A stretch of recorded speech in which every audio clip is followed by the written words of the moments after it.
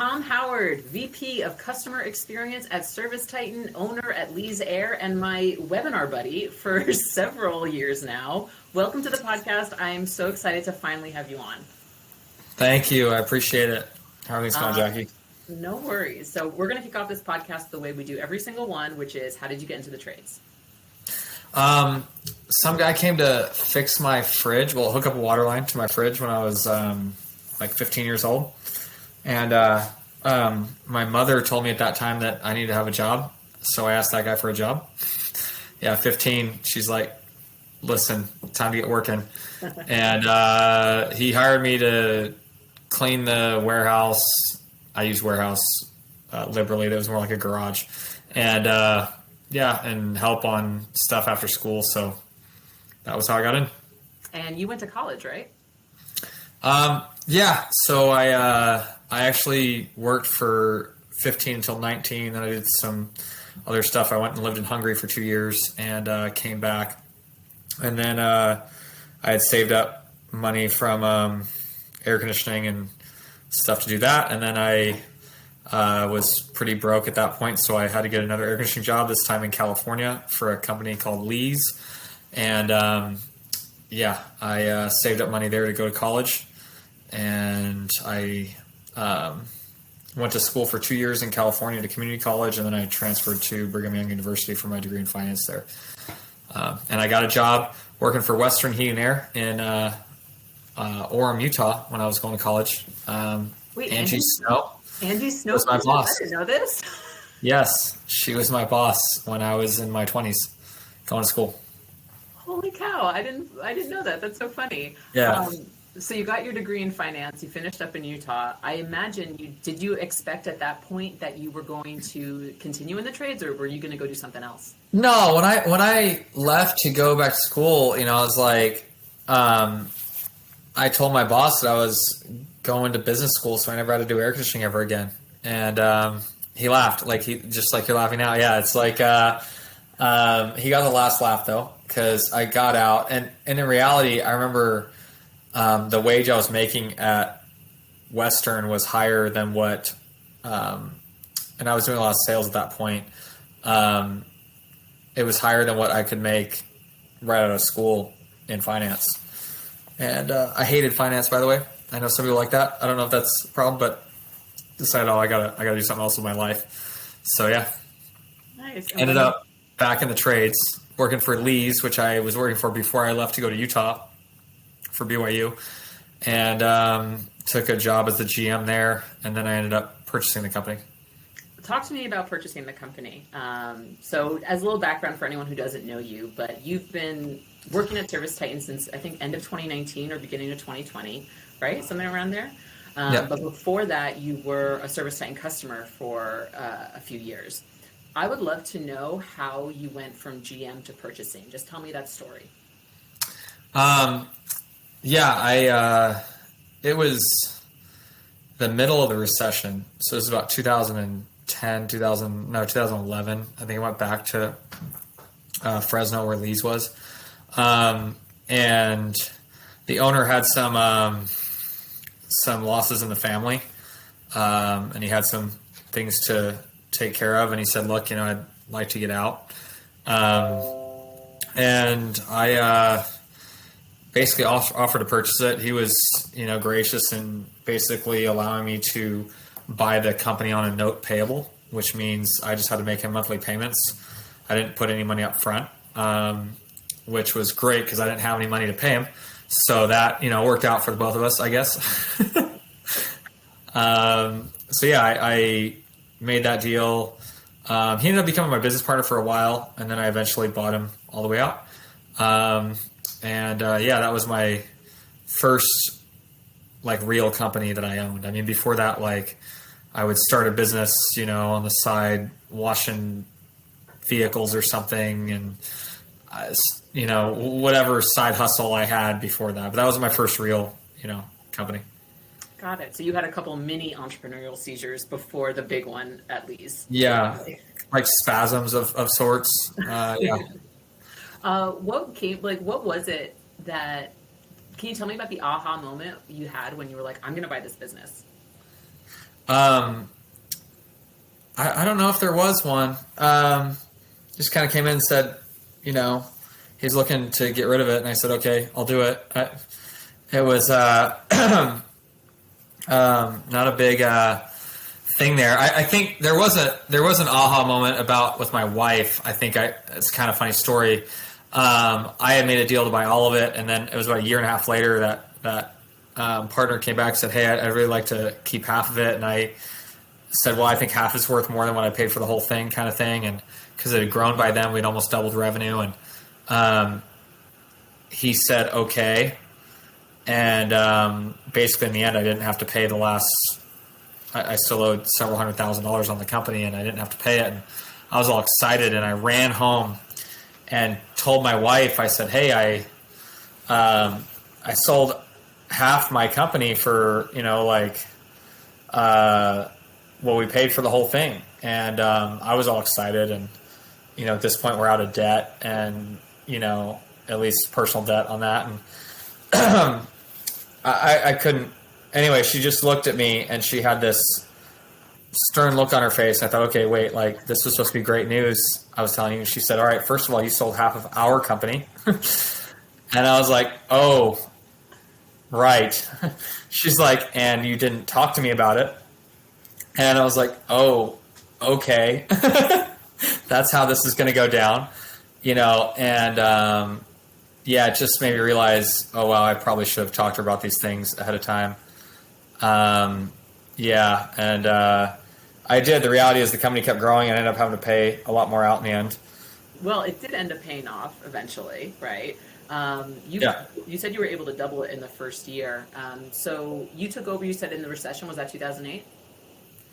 No, so it was, I took over as GM in early 2011. So the recession was still kind of happening.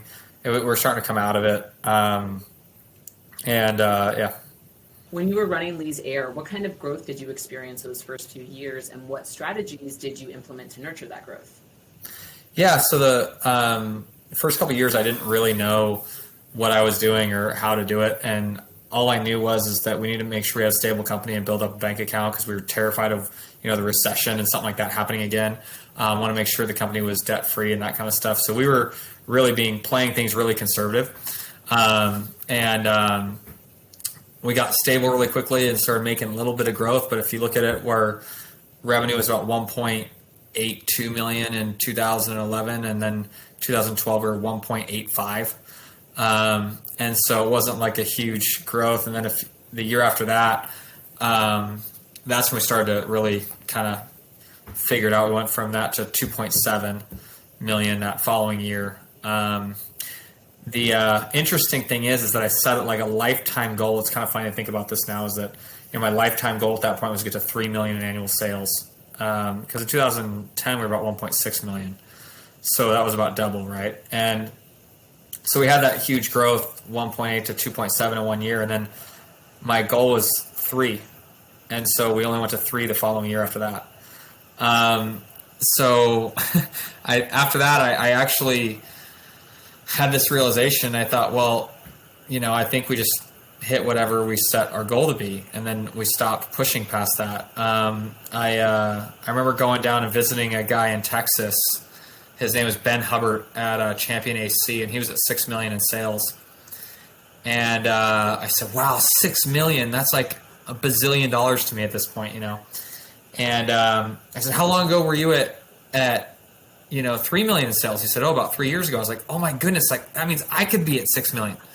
At least that's what I was thinking. I remember I flew home on the plane, and I had took out this yellow notepad, and I think I still have it somewhere, because I wrote down an org chart of what it would be like to be at 6 million. And my org chart I made, actually, when I calculated it out, it hit about 5.8 million.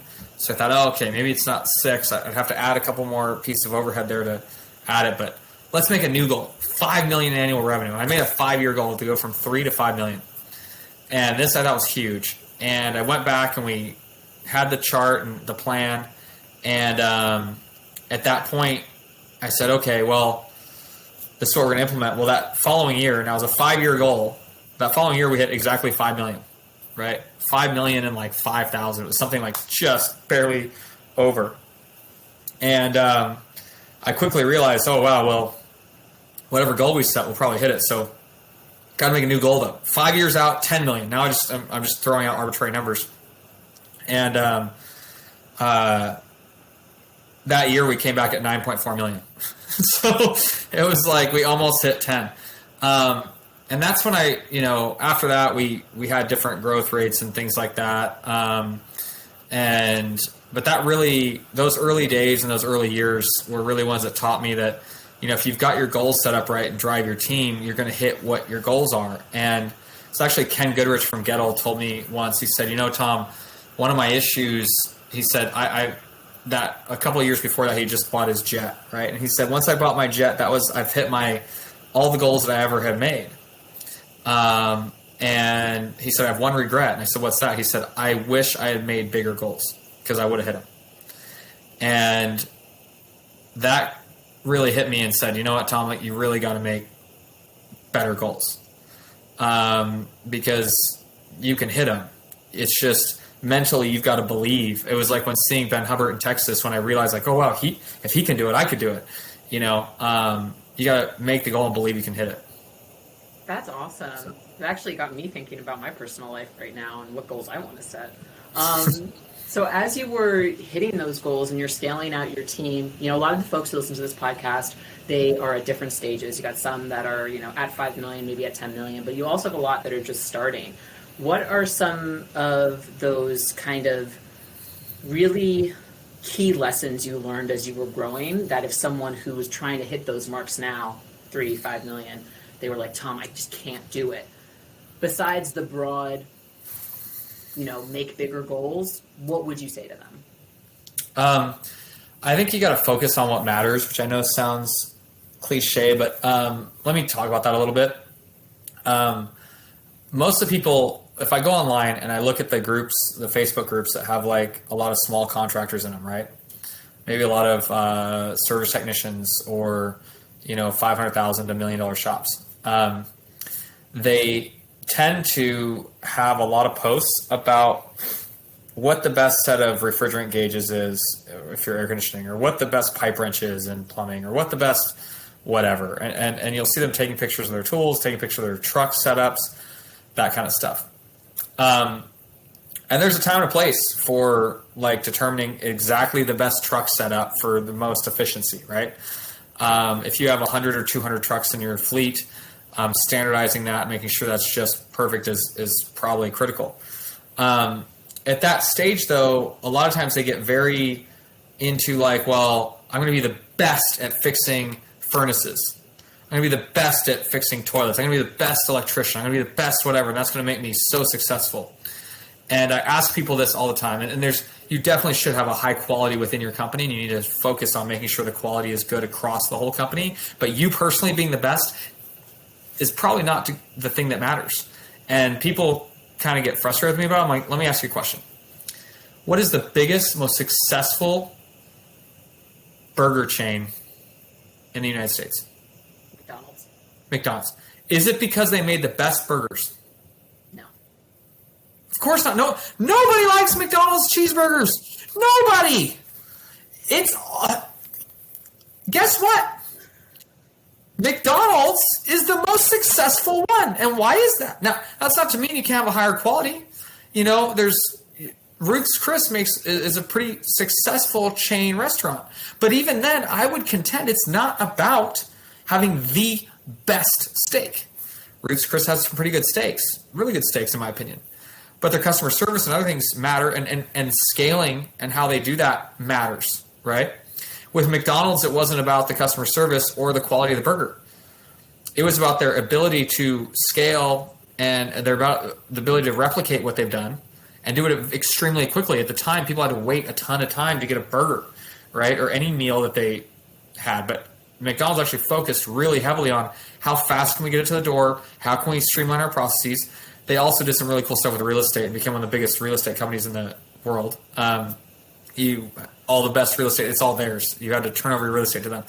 Anyway, they focus on things that matter the most. And unfortunately in our industry, a lot of people if you grow up as a air conditioning technician or a plumber or an electrician or landscaper or whatever, like you get it in your head that if I'm really, really good at my job, I'll make more money, which is true.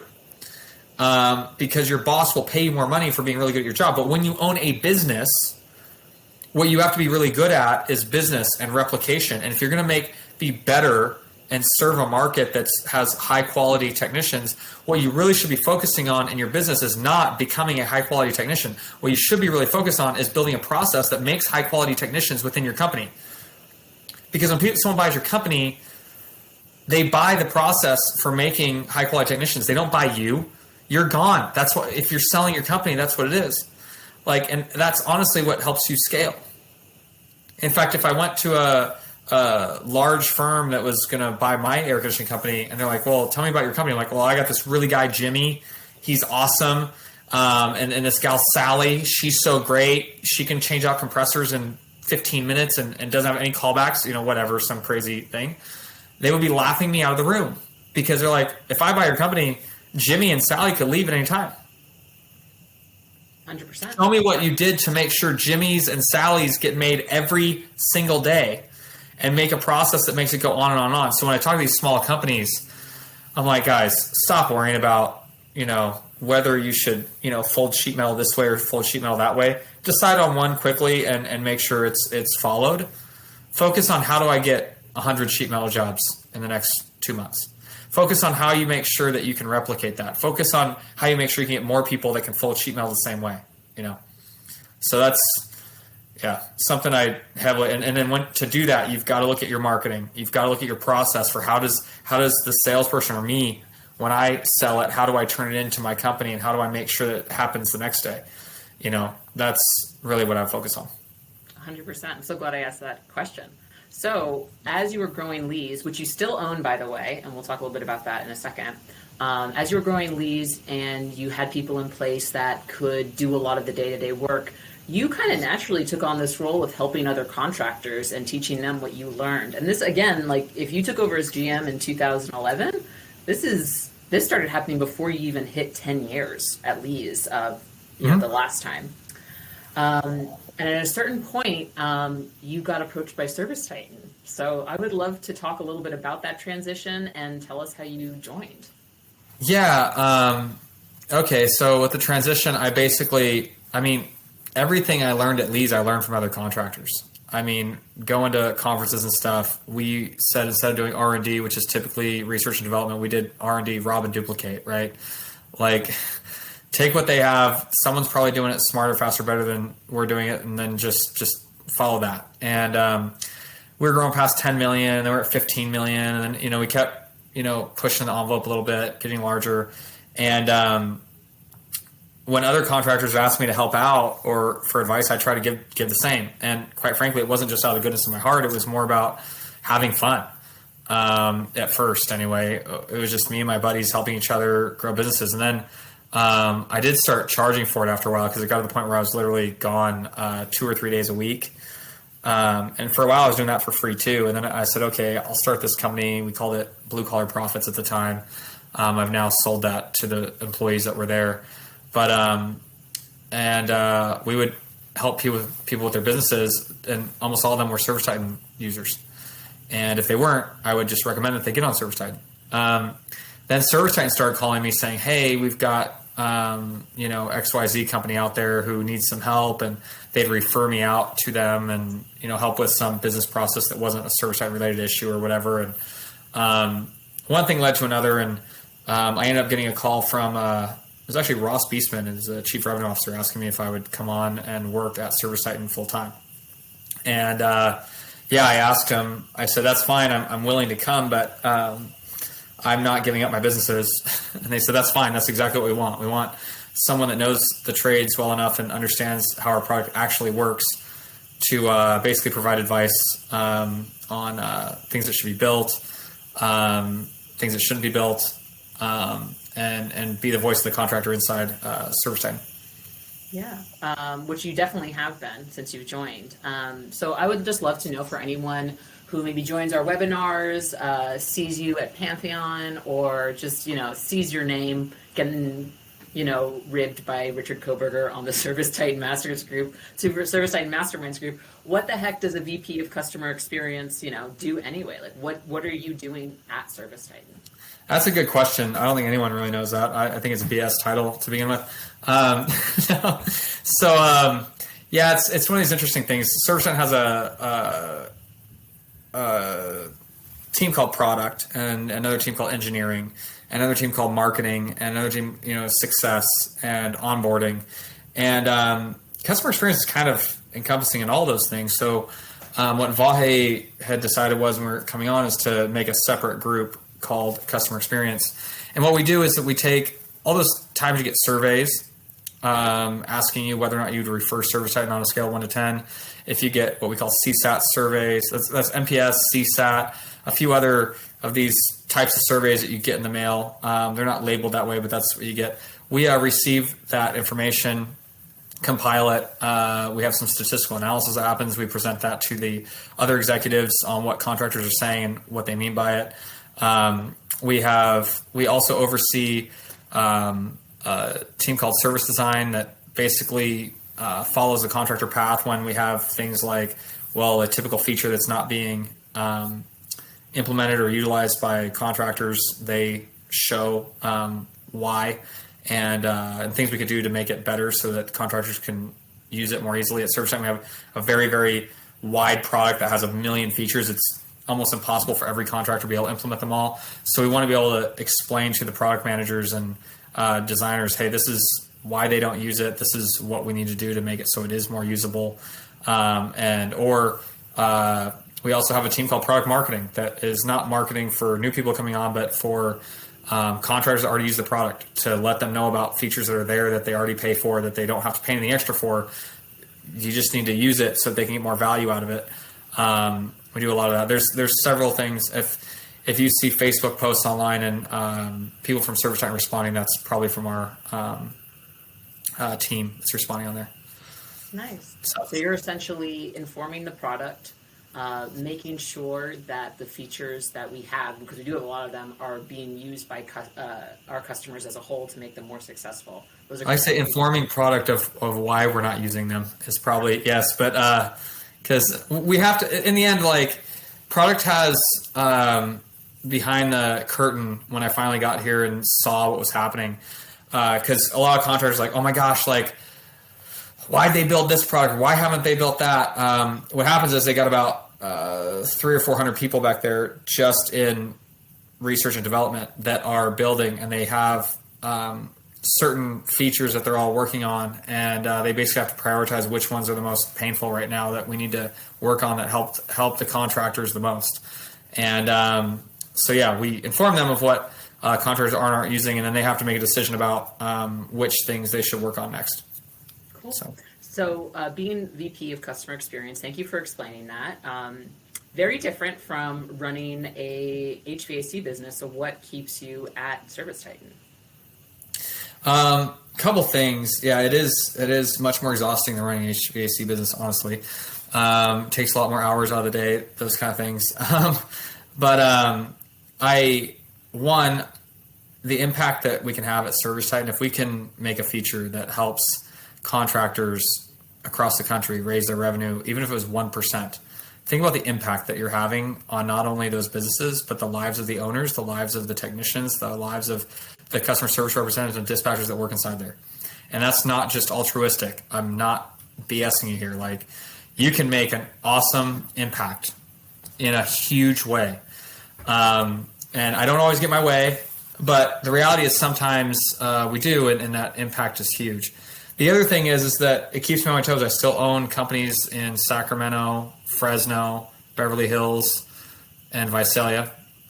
And I have basically learned to operate them remotely. I have meetings set up anywhere from 5:30 a.m. to about 8 a.m. or 9 a.m. before I start my ServiceTitan day. And then I start on that ServiceTitan stuff, and I've really learned to like it. I can get on Zoom meetings with my team, and then if I need to go to the ServiceTitan office, I can, or meet with somebody. It's really added a lot of fun to my life and exhaustion at the same time. That's awesome. So actually, that's a perfect segue into what I wanted to ask you about next. I didn't know you also had a company in Beverly Hills. And what was the last town you mentioned? The V? Vegas. What's it? Vegas, Las Vegas. Oh, Vegas. Oh my God. Did I say Visalia? I don't have one in Visalia. I have one in Vegas. Oh, you said Visalia, but Vegas. I didn't know you had one in Vegas and one in Beverly Hills. Dang, Tom. Okay. Yeah, I have a partner in Beverly Hills. I've been there for a little over a year. And in Las Vegas, it's been about a few months. I do not envy your accountant. So what advice would you give to other owners who want to free themselves up for from day-to-day operations to focus on either big picture thinking of like, how can I optimize, streamline my business? Or maybe they are kind of entrepreneurial like you and they're like, ooh, maybe I want to buy this business or maybe I want to combine these businesses. Like, what advice would you give for that? Yeah. First of all, you need like extreme ADHD, or else it just won't be fun. The reality is that, you know, and this is not a shameless plug for ServiceTitan, honestly. If I didn't have ServiceTitan running at my companies, I couldn't have done this, period. I would still be running one company. And I can see my reports in my ServiceTitan accounts every morning very quickly. I can get my alerts automatically sent to my phone with text messages when an install sells in a given area. I can see automatic email reports that come to me that tell me the things that are important. And like I said, focus on the things that are important. That was at the beginning of this podcast is, if you're focused just on things that are important, you don't get tied up with the messy stuff of the day to day. You know, I don't need to take a phone call from a customer wanting to know if their capacitor can be refunded. I don't have to get a call from the GM asking me if that's okay. There's a process for that, and they know that they can refund that capacitor and they can make that decision. So I can use ServiceTitan to focus on things that are important, and then I can empower my people to focus on everything else. I think another thing is that trust your people, right? Not just trust your people, but give the people the information they need in order to be trusted. A lot of people say, "Oh my gosh, my service manager never thinks like a business owner, and he just makes dumb decisions." It's like, well, has your service manager seen the financials? No, of course not. I would never show them that. They can't be seeing the financials of our company. Those are private.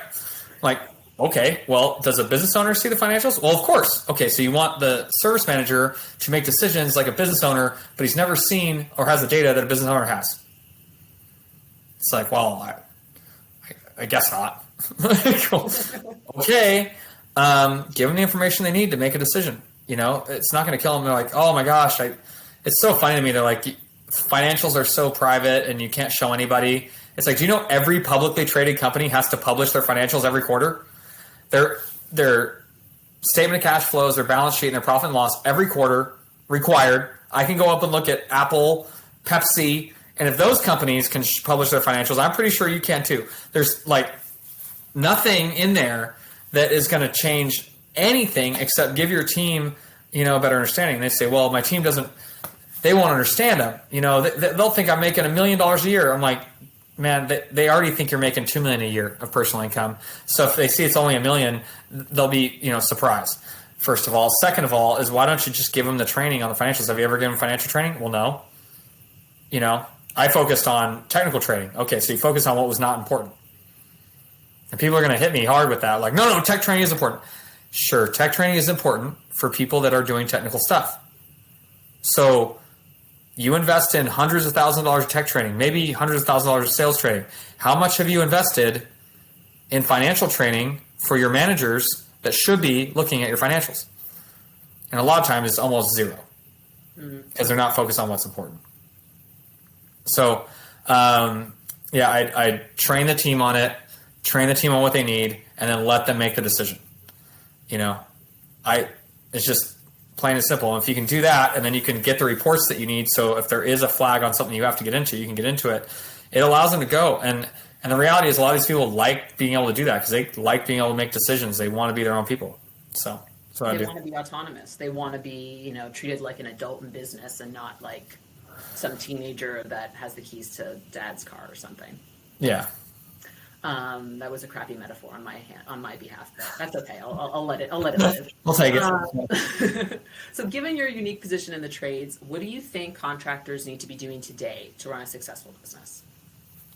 Um, there's yeah, it's I think one is boiling your business down to the things that matter. Make sure that you've got the key performance indicators that you should be seeing on a daily basis. Make sure your team is aware of those same indicators, and make sure they're trained on how to act on those, and so they understand what inputs drive those performance indicators and what things to change when something becomes a problem. Finally, I think something I haven't mentioned yet is incentivization. So you got to align your incentives with your people. That's another thing that I see that people don't do a whole lot of is, okay, well, so-and-so doesn't care like a business owner cares. I'm like, well, do they make more money when the company makes money? No. Well, does a business owner make more money when a business makes money? Well, yeah. It's like, well, okay. I mean, then they're not incentivized like a business owner. So what I look at them and talk to them about is going, hey, all right, give them an incentive for the things that they can change. So my plumbing manager, my HVAC service manager, my install manager, they're all bonus based on the gross profit of their department. And each month they've got to hit that gross profit in order to get their bonus. The general manager is incentivized by the net profit of the company. My controller is incentivized by the net profit of the company. Give those key managers incentives based on company performance. And then obviously your field staff, give them incentives based on their performance. So either if you're an hourly company, give them incentives to hit certain gross revenue targets. If you're in a place where you can do a lot more performance pay, that's just self-explanatory. That's going to incentivize them to perform and get them going. So, got it. 100% agree. So I want to know what's one of the most significant customer stories you heard during your time at ServiceTitan, because I know a lot of our customers love to talk to you directly. What's one of the most significant, meaning like how they've been helped or something that went wrong in their business that was kind of funny or... I would say most memorable, and let you choose the first thing that comes to mind. One of the funniest ones, this has nothing to do with ServiceTitan, but, I could totally relate as a business owner that's had everything go wrong at some time. All these lessons I try to tell people, I'm like, hey, I'm learning lessons every day too, and all these lessons came because I messed something up. But I think this was Tiger. I think they're called Tiger Heating and Air or something like that. He's giving a speech. It was actually at ServiceTitan Pantheon Conference. And he was talking about how we can't keep track of our own tools, and stuff goes missing and all that stuff. And I thought, oh yeah, I mean, we've all been there, and it's just such a, we just get tied up in the business of going and going, and not paying attention. And anyway, he said one time a customer called him and said, hey, when are you going to come and pick up your backhoe? And he's like, backhoe is a giant piece of equipment, right? You don't just lose a backhoe. And so he looks up the customer's account in ServiceTitan. It had been 6 months since they were there. And he's like, what do you mean, when are we going to come pick up our backhoe? He's like, it's in my side yard. You guys left it here. And he's like, there's no way. So he gets off the phone. He goes out. There's no backhoe. And he asks his team, they're like, oh, we figured it was out. Someone was using it today. So we just haven't been using it. We've actually been renting a backhoe, waiting for whoever's using it to get done with it. He's like, we lost a whole backhoe at someone's house? It's not like you left a drill or a screwdriver and you didn't notice it. You left a backhoe in their side yard. This is like $100,000 piece of equipment and just forgot about it. He's like, how does this happen? And I'm like, oh my gosh. I'll tell you another one. I had one guy that literally we were exporting from ServiceTitan our reports, and basically found that we were short on cash for this one job. It was about $1,000, and we called him about it. He said, and the customer had paid cash, and he didn't turn in the cash, and so we called him and asked him to turn it in. And he's like, oh, yeah, I'll turn it in tomorrow. And every day he'd come in and he just would never have the cash with him. And we started getting a little frustrated and said, you have to have it by tomorrow. I have to turn it in. Well, he comes in the next day. He's like, I got 600 of the 1,000 right now. And it's like, dude, come on. Like, you clearly took the money, spent it, and now you don't have it. And so you stole the money. Anyway, the accountant at the time took the money and he just told me what happened. I said, okay, we're going to have to, bring him in the next day and terminate. And anyway, this was pretty funny. He said, oh, no, guys. I was just kidding. I have the cash. I'll be in the morning. And he's supposed to be in at 8, and he showed up late. And we're literally trying to just get him to come in so we could terminate him. He showed up like 45 minutes late, and he had the cash, the last 400, and we still terminated him. Anyway, for obvious reasons. But we looked up on the GPS where he went that morning and why he was late. And he stopped by the pawn shop and sold our tools out of the back of our truck to get the cash to pay us the cash he owed us from the customer. I was just like shocked. I was like, oh my goodness. I mean, yeah. So anyway, that's just one of those things. So that's just one of those things. Thank you for those stories. I love hearing them. We have a few more questions for you. What, in your opinion, is a game changer for the trades? Total game changer. I think data is going to be the game changer. So as soon as we can get to the point where we can use data like Amazon uses data, right? When you're cruising around on Amazon and it just sees these things that's like, we suggest for you, it's like, my gosh, how did they know? It's just like, wow. Amazon seems to know more about you. Facebook knows more about you. All this, Google knows more about you than, your spouse does half the time. The trades don't really use that yet. So imagine, and this is where ServiceTitan is going. And we actually have a whole data science team that works on this stuff. Imagine if ServiceTitan could mention to you, hey, here's the people we recommend marketing to in your area, based on the, customers that you have the highest close rate with the highest average ticket, with the highest whatever. And so you don't have to have a whole data science team behind you working on it.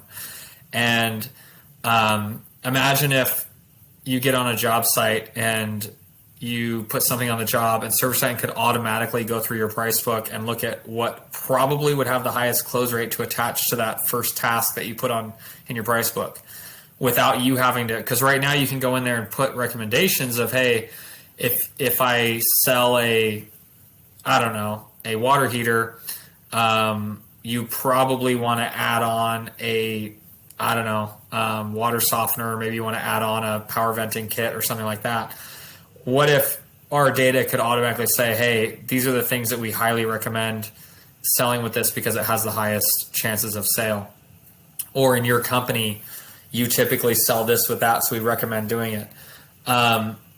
What happens at that point is that we get smarter and smarter over time, and our ability to sell and service the customer, even though we're face-to-face and not just in a digital experience like Amazon or Google or Facebook, but ServiceTitan can bring that digital information to the technician's hands in a way that they can actually use. I mean, that is a game changer. And if you're coming to Pantheon, we'll be talking about it when we get there. Shameless plug there. Pantheon's in April of 2022 is the ServiceTitan User Conference. And the stuff that that data team is working on right now is pretty impressive. That's awesome. Thanks for sharing that. Okay, a couple more questions. If you could go back in time and give yourself one piece of advice from the early days of running Lee's, what would it be? Dream bigger, and believe in yourself. I talk to these contractors and they'll say, oh, so-and-so is so huge, like they're so amazing. And they are. I sit in awe. Like I look at Dave Geiger was one of the original guys that I really looked up to a lot. And he, at the time he was doing like 300 million in revenue. And after meeting him, it kind of hit me, because we talked a lot about where he was and when he was there. And it was just, 15 years before that, he was at 8 million in revenue.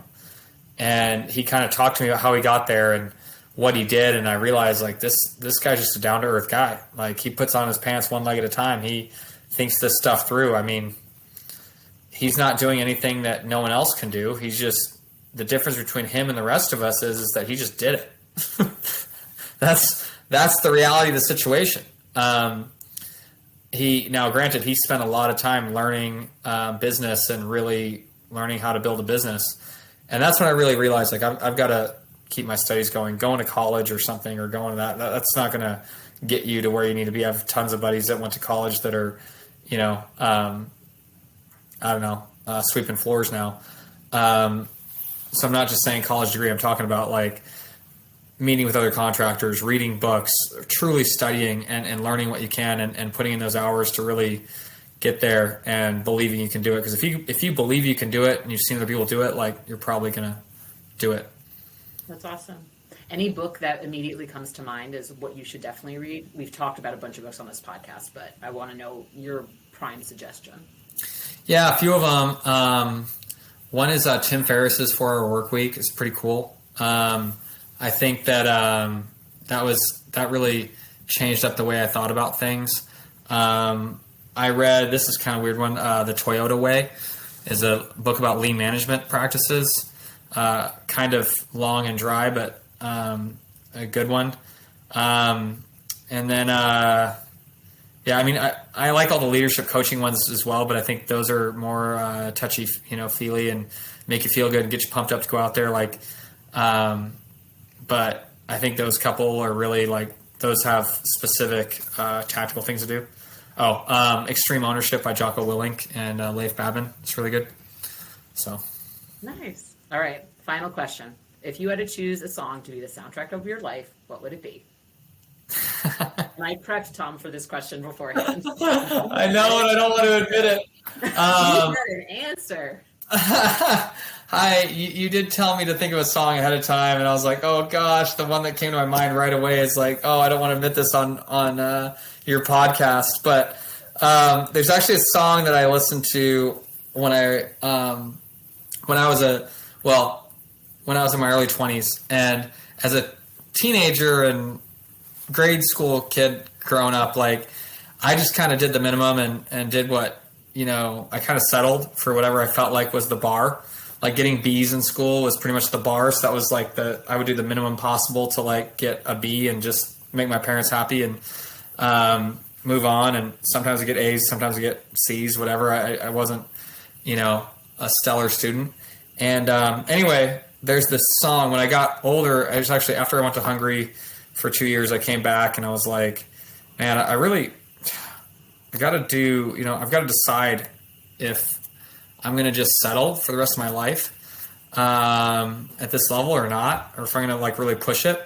And there's this song by Sugarland called Settling or Settlin', and kind of embarrassing. It's actually written about, about a girl who's going on a date and how she's not going to settle for anything. And it says, I ain't settling for just getting by. I've had enough so-so for the rest of my life. I'm tired of shooting too low, so raise the bar high. And I listened to that song at least once a day for years. And I just keep telling myself that and telling myself that and telling myself that. And I realized I'd spent my whole life settling for just whatever everyone else said was what I should do. And I think if we stop settling and we really tell ourselves that, like, we can do better, then we probably can. And this year, I think we're going to do about 30 to 33 million in revenue. And to think that, like, my lifetime goal was 3 million in revenue, I thought, well, okay, I should have, and honestly, like, I thought it was one location too. That 30 million is coming out of one location. That doesn't count Vegas or Beverly Hills or Sacramento. And I'm pretty happy with that, and I really feel like it really kind of changed my thinking. That's awesome. Tom, thanks so much for a great interview. I knew you were going to be awesome. Thanks. I appreciate it, Jackie.